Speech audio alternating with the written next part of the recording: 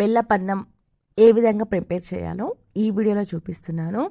Hey everyone, welcome back to my channel. Today recipe వచ్చేసి పర్ఫెక్ట్గా నేను చేసే బెల్లపన్నాన్ని ఏ రకంగా ప్రిపేర్ చేస్తాను పాలు విరగకుండా ఈ వీడియోలో చూపిస్తున్నాను. చూడండి, చాలా టేస్టీగా కుదిరింది. తప్పకుండా మీరు ట్రై చేయండి.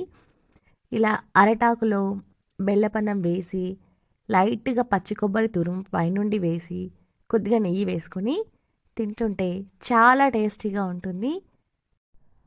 మా ఏరియాలో చాలామంది ఈ బెల్లపన్నంతో పెరుగు కూడా వేసుకొని తింటారు. సో మీ సైడ్ ఎలా తింటారో నాతో కమెంట్ చేయండి, నేను కూడా తెలుసుకుంటాను.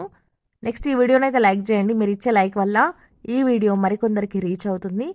నేను ఇక్కడ దొడ్డు బియ్యంతో ప్రిపేర్ చేస్తున్నాను, రేషన్ బియ్యంతో. ఒక పెద్ద గ్లాసుడు రేషన్ బియ్యాన్ని తీసుకుని ఒక బౌల్లో వేసుకున్నాను. ఒక టీ గ్లాసుడు నార్మల్ డైలీ మేము వండుకునే సన్న బియ్యం తీసుకున్నాను.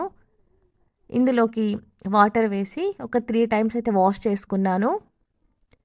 ఇలా బాగా వాష్ చేసిన తర్వాత కొలతగా ఇందులోకి నేను ఏ గ్లాస్తో అయితే బియ్యాన్ని తీసుకున్నానో అదే గ్లాస్తో 3 గ్లాసుల వాటర్ అయితే వేసుకున్నాను. ఇంకో టీ గ్లాసుడికి నేను పాలు అనేది యాడ్ చేస్తాను లాస్ట్లో. సో దానికి నేను వాటర్ అయితే ఏం వేయలేదు. ఇలా పొయ్యి పైన పెట్టుకొని, స్టీల్ బౌల్ కదా, మీడియం ఫ్లేమ్లో పెట్టుకొని కుక్ చేసుకోవాలి. మధ్య మధ్యలో కలుపుతూ ఉండాలి అన్నం వండేటప్పుడు.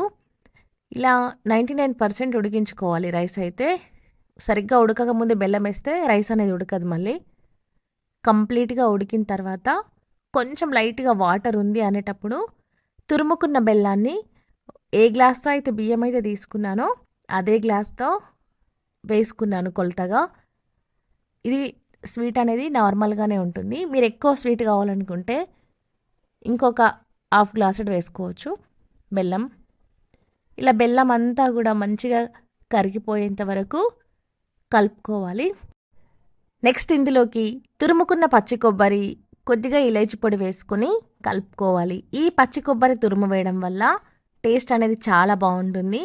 నెక్స్ట్ ఇప్పుడు మంటను సిమ్లో పెట్టుకొని కాచి చల్లార్చిన ఒక టీ గ్లాసుడు పాలను పోసుకొని మళ్ళీ ఒకసారి కలుపుకోవాలి. మేక్ షూర్ అండి, పాలు అనేది వేడిగా ఉంటే విరిగిపోయే ఛాన్స్ ఉంటుంది. కాబట్టి మంటను లో ఫ్లేమ్లో పెట్టుకొని కాచి చల్లార్చిన పాలను పోసుకోవాలి. సో ఫ్లేమ్ కూడా ఎక్కువ ఉంచుకోకూడదు, ఎందుకంటే పాలు విరిగిపోయే ఛాన్స్ ఉంటుంది కాబట్టి.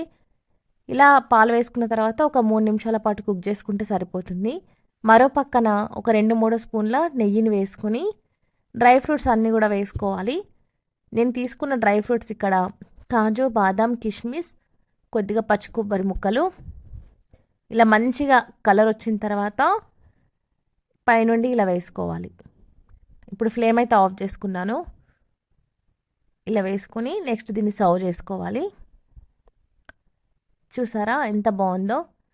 తప్పకుండా మీరు కూడా ఈ స్టైల్లో చేసుకోండి. నేను ఇప్పుడు సర్వ్ చేస్తున్నాను. చూడండి, కలర్ఫుల్గా తీయగా ఉండే ఈ బెల్లపన్నం చాలా బాగుంటుంది అరటాకులో తింటుంటే. అరటాకులో తినడం అయితే నాకు చాలా ఇష్టమని ఇలా అరటాకులో వేసుకొని తింటున్నాను. ఇలా సర్వ్ చేసుకొని మళ్ళీ దీనిపైన కొద్దిగా నెయ్యి, కొద్దిగా పచ్చి కొబ్బరి తురుము వేసుకొని తింటే చాలా బాగుంటుంది. అండ్ ఇందులోకి పెరుగు కూడా చాలా బాగుంటుంది కాంబినేషన్. సో మీకు ఏ కాంబినేషన్ ఇష్టమో కామెంట్ చేయండి. నెక్స్ట్ ఈ వీడియో కనుక మీకు నచ్చితే లైక్ చేయండి, కామెంట్ చేయండి. మరిన్ని వీడియోస్ కోసం బెల్ ఐకాన్ క్లిక్ చేయండి. Thank you so much for watching my videos. తప్పకుండా వీడియోకి లైక్ ఇవ్వండి. మీకు ఎలా కుదిరిందో కామెంట్ చేయండి.